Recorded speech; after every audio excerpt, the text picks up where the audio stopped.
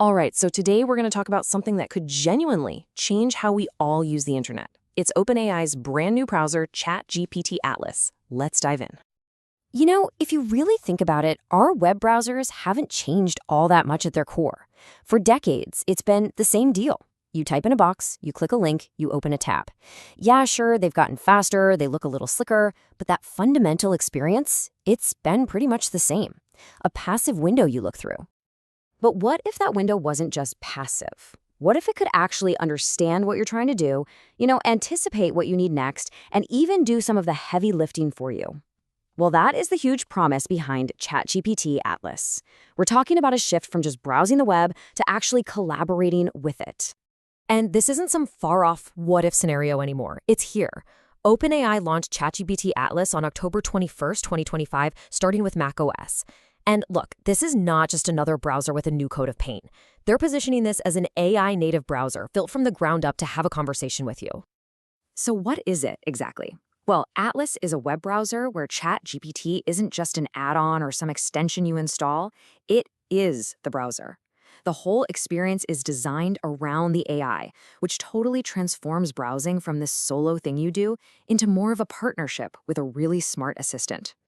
So what can this new AI copilot actually do for you? This goes way, way beyond just asking a quick question. It's all about weaving the AI directly into your workflow. Let's break down some of the key features. Okay, so first you've got this integrated sidebar, which means the AI is always there on every page. No more flipping between tabs. There's browser memory so it can keep track of context, and even inline editing to help you write.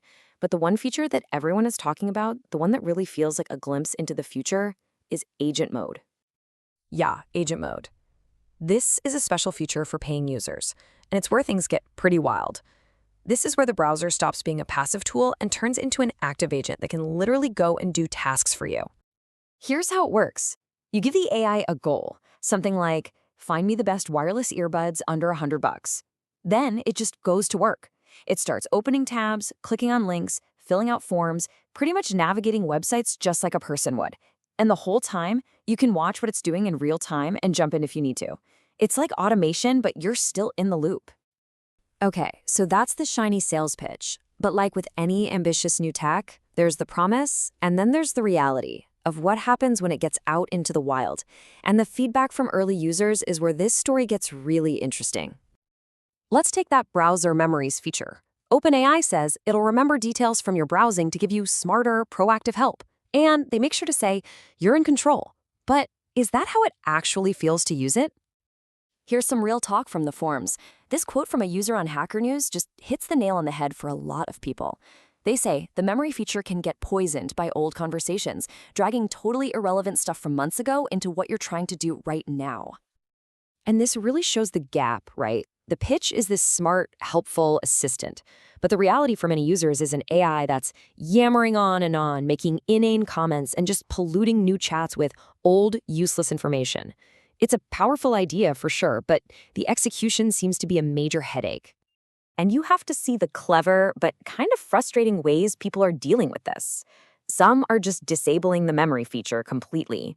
Others are literally adding terse, no commentary to their prompts, or even changing the AI's personality to robot, anything to stop it from yammering on.